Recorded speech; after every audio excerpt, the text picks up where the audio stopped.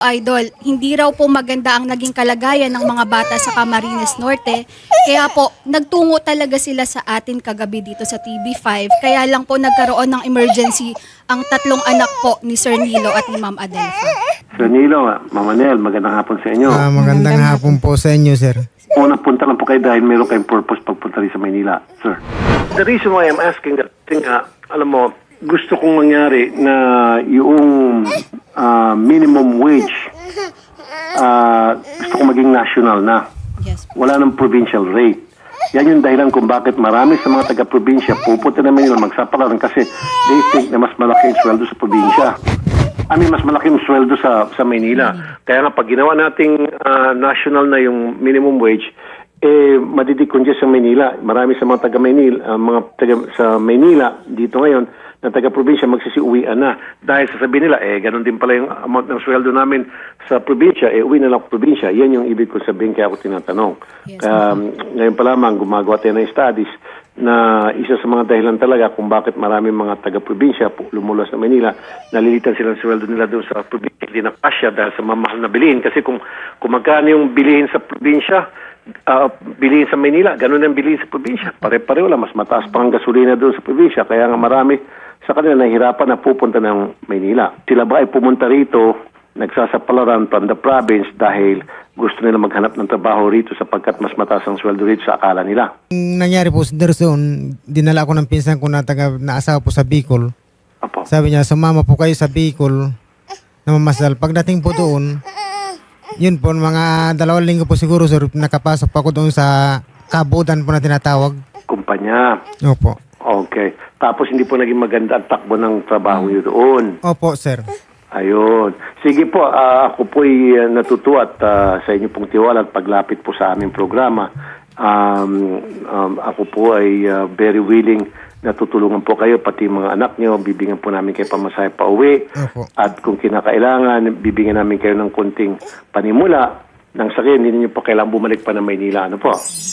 Ano ba mga kailangan, Rio, nila? Opo, ng Idol, family? mayroon din po sila dala-dala ditong reseta ng gamot na kakailanganin po ng kanilang tatlong anak. Sige. Lahat ng mga kailangan nila, especially sa gamutan, sagutin natin at yung pamasahe nila pa uwi, lahat, bigyan natin sila allowance habang nasa biyahe sila, kung magbubus pa sila.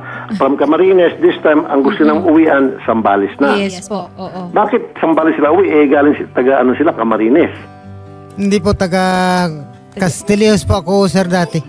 Originally, Castilleos po kayo. Alam mo po yun. Diyan po ako, sir, bumuboto sa Castilleos. Opo, sir. Ba't po kayo napunta ng Camarines? Yun nga po na kuwan ko, sir, yung pinsan ko po na nagdala sa akin. Tapos pagdating po doon sa Camarines Norte, mga 6 po na buwan namin doon sa Bicol. Opo. Tinitignan ko po yung pamamalakad ng nagpapatrabaho po doon sa balunan, wala pong kuwan. Anong trabaho niyo po doon, sir? Yung gintuan po, sir, nagkukuhan ng ginto. Mining po. Dito sa Manila, gaano po kayo katagal, sir? Bali, nung linggo lang po ng umaga, dumating po kami dito, sir, sa Maynila. Okay. And then after that, nakita niyo na medyo tagilid ang sitwasyon dito. Gusto niyo pong bumalik sa Zambales. Apo. Kaya po, babalik na po kami doon sa Zambales, sir, kasi may bahay naman po akong sarili. Sige po. Mainam po yun. At wag na ho kayong pumunta kung saan-saan. Stay na po kayo doon. May bahay po pala kayo doon. Opo. Magtanim po kayo doon. Tapos magbigyan namin kayo ng konting panimula. Doon na lang po kayo. Opo. Pamirmi, safe pa ho kayo doon kasi mas kabisado niyo yung lugar doon. Ano Opo. po?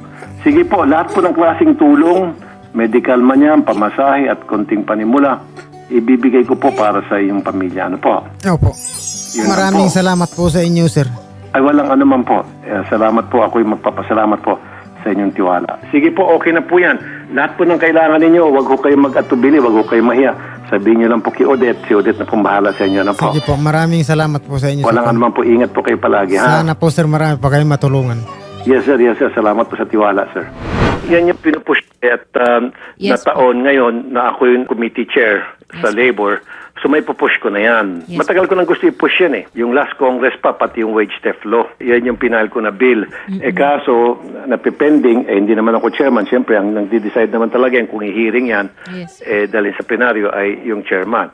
So ngayon, dahil chairman na tayo, meron na tayong free hand na gawin ang gusto natin para ma-push yung bill na yan. Di ba maganda yung bang maging national na yung minimum wage, hindi na yung wala na yung provincial rate. Kasi nga, tingnan mo, Attorney Aina, yung mga bilihin sa probinsya, halos kasing mahal na rin ang mga bilihin sa Maynila. As a matter of fact, yung mga gasolina, Mas yung mahal sa mga gasoline station, sa probinsya, mas mahal pa kaysa Manila, di ba? Yes po. Tapos yung mga presyo ng mga dilata, presyo ng mga ibang bilihin sa probinsya, kasing Pareho presyo na lang sa Maynila. Opo. So, yun yung pinupush ko na mawawala na yung provincial rate, magiging national na yung minimum wage rate. So, yun natin pinupush. At syempre, I'm sure maraming mga baback up sa atin yan para matuloy na yan kasi matagal na yan eh. Pabor na pabor po ako. Actually, si Tatay Nilo po at saka si Nanay Adelfa ay sila po talaga ang magsasalamin nung pong gusto ninyong itaguyod. Kasi tinan nyo kung saan-saan sila napadpad. Napuntang Camarines, tapos balik na naman ng Maynila. At the end of the day, ang gusto na lang nila, mga katutubo po kasi sila, Senator, bumalik na rin lang talaga sa barangay nila. Barangay San Pablo, tama po ba ako? Castillejos, Zambales. At yun po, magagawa dahil ang una po talaga nilang napuntahan ay tayo po, kayo po, dito. Nung gusto na nilang... Wala tayong problema dyan. Kaya sabi ko, bilang committee chair ng mga manggagawa ng labor, lahat ng mga problema, lahat ng mga issue na gusto ma-erase ng mga ating mga manggagawa, tayo ang sasangga dyan. First and foremost, sabi ko nga, nung last Congress pa, yung wage theft law, yan po talagang gigil na gigil ako dyan. Yung bang mga amo na nagnanakaw sa mga empleyado, hindi binibigay yung tama pa sweldo, wala sa minimum, tapos babawasan yung sweldo para sa SSS daw, PhilHealth Pag-ibig, yung pala hindi nire-remit, yun, pasok dun sa wage theft law. Yes. Sa present system kasi, mumultahan lang ng barya-barya yung employer at ang nakakaloko nga dyan, nakapikon. Pero kung yung employee halimbawa, magnakaw, kunyari na lang, pagnakaw na napakaliit na bagay lamang sa employer, kakasuhan agad siya ng, anong kinakaso doon? Theft ka agad. Qualified theft Qualified kasi, theft. Opo. Makukulong. Kuminsan wala pang bail. Pero pag ang amo magnakaw sa empleyado, walang pagkakulong. Ang ginagawa ko ngayon, ile-level kong playing field. Pag ikaw amo, ninakawan mga iyong empleyado sa pamagitan ng pagbigay ng tamang sweldo, benepisyo, kulong kami kasong kriminal. Yun ang gusto kong pairalin ngayon. Okay? Opo, Basta Senator. tulungan natin si Sir, Si Tatay Nanay Nilo. Adelfa. Okay? Opo. Maraming salamat po sa inyo, sir.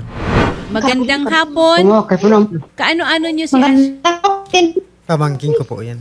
O Ashley at saka Lilia, babalik na dyan si Pa. Kuya.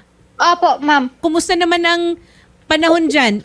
Maulan na ba? Kasi may tama rin eh. Maulan pa po, ma'am. Mahangin? Dito, ma'am, malakas po. O malakas ang hangin? Ay, ayan pinakita niya. O malakas ang hangin. Mag-ingat kayo. Kap, magandang hapon po sa inyo. Magandang hapon, ma'am. Maraming salamat, ma'am, sa pagtulong sa mga barangay ko, ma'am. Opo, eto nga po at si Senator Idol Rafi po ay tumutulong para po makabalik na dyan ang isa sa inyong mga constituents. Ito pong pamilya ni Tatay Nilo at Nanay Adelfa at may 3 pa silang mga anak. Sila po ay dyan po talaga sa barangay ninyo. Nilo, kailan kayo umalis? Wala pa namang 1 taon Wala po naman. Magka-6 na buwan na po. Mga 6 na buwan. At ngayon ay gusto na ninyong bumalik talaga doon. Opo. Oo.